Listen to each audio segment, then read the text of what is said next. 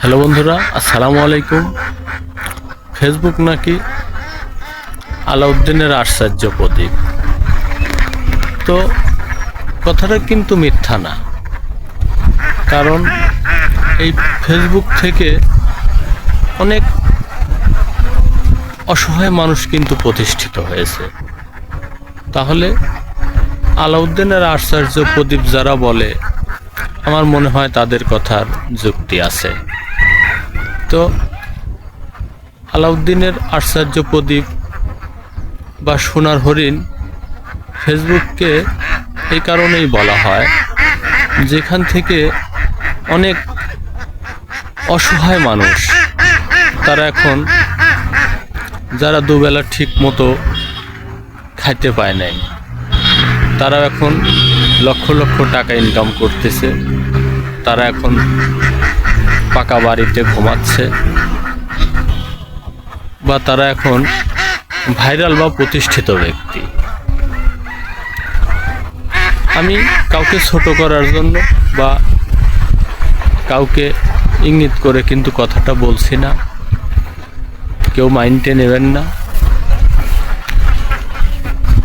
Facebook সত্যি সত্যিই আলাউদ্দিনের আশ্চর্য প্রদীপ, এটা আমিও বিশ্বাস করি।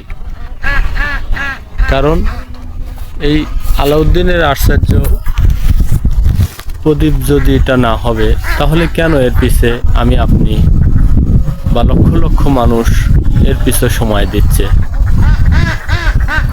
ফেসবুককে কেন্দ্র করে আজ দেখা যাচ্ছে অনেকে জিরো থেকে হিরো। আজ থেকে 5 বছর পূর্বে যাকে কেউ চিনত না, তার নাম বললে এখন সারা বাংলা আনাচে কানাচে প্রত্যেকটা এলাকা, প্রত্যেকটা জেলার মানুষ তাকে চিনছে যে অমুক একজন ভালো মানের কন্টেন্ট ক্রিয়েটর। তাহলে দেখেন, আশ্চর্য প্রদীপই যদি না হবে, একজন জিরো মানুষ কিভাবে হিরো হয়? এটা অরিজিনালি আশ্চর্য প্রদীপ যদি আপনি মনে করেন। আর যদি মনে না করেন যে ফেসবুক আশ্চর্য প্রদীপ না, তাহলে না।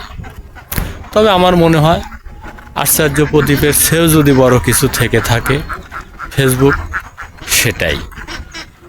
কারণ যেখানে একজন সহায় সম্বলহীন মানুষকে কোটিপতি বানিয়ে দিচ্ছে, সেটা আশ্চর্য প্রদীপের চেয়েও বড় কিছু। আমি যা বলছি তা অনেকেই বুঝতে পেরেছেন।